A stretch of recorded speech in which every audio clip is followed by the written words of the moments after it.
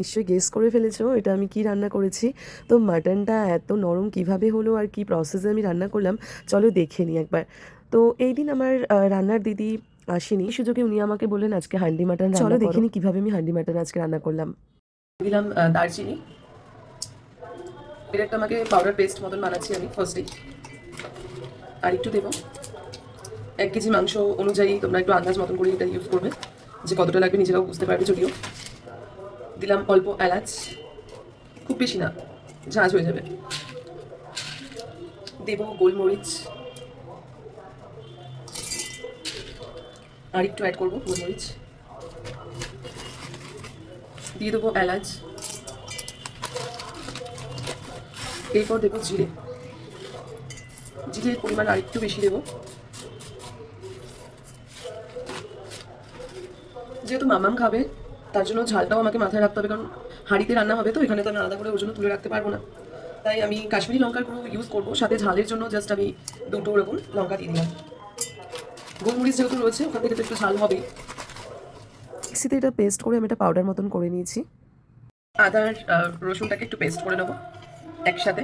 আদা রসুনটাও পেস্ট করা হয়ে গেছে, খুব বেশি পেস্ট করিনি, হালকা। আর নিয়ে নিয়েছি কাশ্মীরি লঙ্কার গুঁড়ো, আর নিয়েছি মিট মশলা আর সর্ষের তেল। কড়াই গরম হয়ে যাওয়ার পরে প্রথমেই আমি দিয়ে দিলাম সর্ষের তেল। তেলটা গরম হয়ে গেছে, এবার আমি দিয়ে দেবো হচ্ছে তেজপাতা আর লঙ্কার কিছু দিয়ে দিলাম, গোটা শুকনো লঙ্কা। নেব পেঁয়াজ, মাংসের প্রথমেই বলেছিলাম একটু পেঁয়াজ বেশি লাগবে। এবার দেবো হচ্ছে মশলা, যে মশলাটা আমি করে রেখেছিলাম। এরপর দেবো যে ডাস্ট মশলাটা করে রেখেছিলাম সেটা। এরপর দেবো আমি মিট মশলা।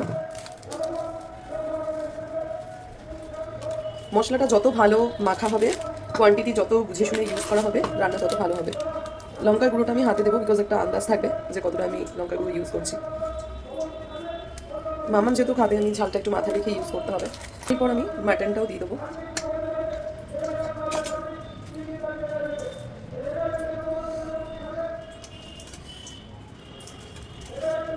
আমার যেহেতু এটা শর্ট পড়ছে, দেবো তেলটা ঢেলে।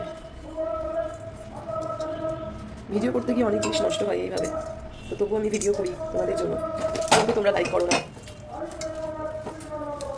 এইবার আমি সুন্দর করে মেখে নেবো মাংসটাকে।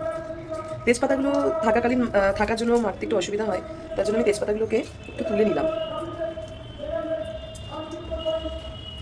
মেখে নিয়ে আমি ওগুলো হাঁড়িতে আবার দিয়ে দেবো। তো ব্যাপার হচ্ছে যত ভালো মাখা হবে মাংসটা তত ভালো খেতে হবে।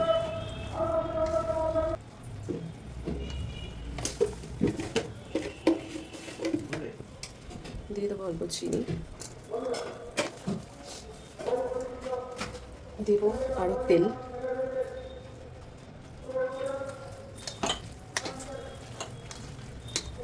মাংস যত ভালো করে মাখা হবে রান্নাটা তত ভালো হবে, তাই একটু সময় নিয়ে হাতে করে করে ভালো করে মাংসটাকে মাখতে হবে।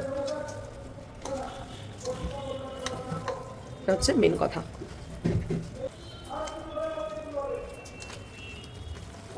হাঁড়িটাকে আধ ঘন্টা মতন জলে ভিজিয়ে রেখেছিলাম, বিকজ যদি তুমি শুকনো হাঁড়িতে করো তাহলে তেল দিলে তেলটা টেনে নেবে, তো তার জন্য আমি জল দিয়ে প্রথমে হাঁড়িটাকে ভিজিয়ে রেখেছিলাম কিছুক্ষণ। এরপরে আমি আমার শুরু করবো কাজ। গরম তেলটা হাঁড়িতে ঢেলে দেবো। হাঁড়িতে ঢেলে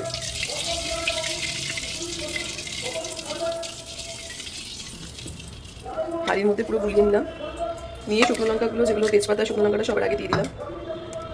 এরপরে আমার মাখা চিকেনগুলোকে আমি এর মধ্যে দিয়ে দেবো হাঁড়ির মধ্যে। 1 কেজি চিকেন আছে, মশলা টশলা দিয়ে একটু তো বেড়েছে। আমি আলু ইউজ করিনি।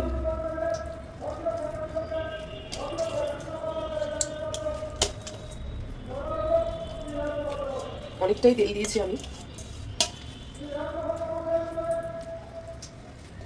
এরপর গামলাটা ধুয়ে কিছুটা জল দিয়ে দিলাম, মশলা ধোয়া জলটা। যা এই হচ্ছে মাংসর ম্যারিনেশন, ঠিক আছে। এর মধ্যে আমি কাসুরি মেথি দেবো,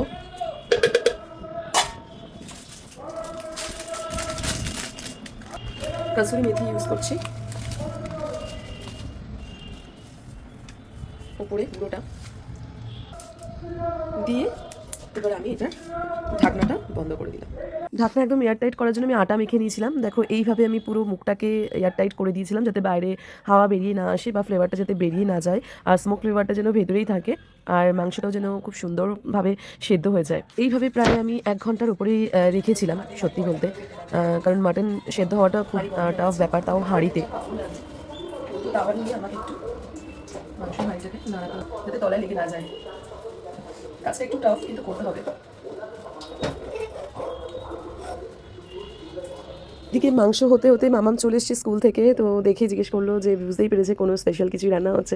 তো তারপর ও তো ভীষণ খুশি হয়ে গেল। এইদিকে দেখলাম আমার মাংস মোটামুটি সেদ্ধর দিকে প্রেশার কুকারের মতন সিটি পড়তে শুরু করে দিয়েছে একটা জায়গায় ছিদ্র হয়ে। তো ফ্লেভারটাও ভালো আসছিল, তখন মনে হলো হয়ে গেছে, একবার খুলে দেখি। তো ফাইনালি আমি খুলে দেখেছিলাম, দেখার পরে দেখলাম যে মাংস তো ভেতরে টকবক করে ফুটছে। তো এবার অপেক্ষা দেখার যে মাংস আদৌ সেদ্ধ হলো কিনা। আমি তো ভীষণ টেনশানে ছিলাম যে কি হলো, সাধারণত সেদ্ধ হতে চায় না এইভাবে। তো দেখো আমি দেখলাম মোটামুটি হয়েছে। তারপর আমি নামিয়ে নিলাম। নামানোর পরে আমি ফেস ক্রিম একটু অ্যাড করেছিলাম, যাতে আরও সুন্দর একটু টেস্ট হয়। আর এটাই করার পরে কালারটাও একটু চেঞ্জ হয়েছিল, আরও ভালো লাগছিলো দেখতে। তো আমি দেখলাম যে এবার মাংসটা সেদ্ধ হয়েছে কিনা দেখা যাক। তো ফাইনালি দেখলাম যে না, মাংস সেদ্ধও হয়েছে সুন্দর, আর এর টেস্টটাও অনেক সুন্দর হয়েছে, বিকজ আমি ওদেরকে একটু টেস্ট করতে দিয়েছিলাম। তো তোমরা এটা ট্রাই করে দেখতেই পারো। স্পেশালি এটা নান বা রুটির সাথে বা পরাঠার সাথে ভীষণ ভালো লাগে।